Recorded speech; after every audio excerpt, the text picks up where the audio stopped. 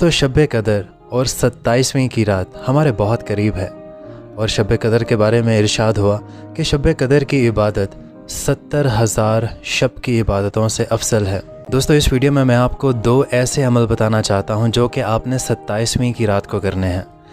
Number 1, अगर आप इस अमल को करेंगे तो आप पर जब मौत आएगी, क्योंकि मौत बरहक है और उसकी तकलीफ़ भी बहुत ज़्यादा है, लेकिन अगर इस अमल को करेंगे आप 27वीं की शब को, तो अल्लाह पाक आप पर मौत की सख्तियाँ आसान कर देंगे और अज़ाब कब्र से भी महफूज रखेंगे।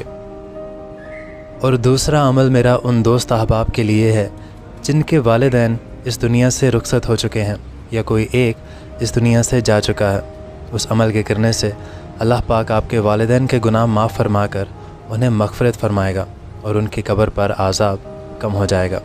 तो चलिए वीडियो को स्टार्ट करते हैं।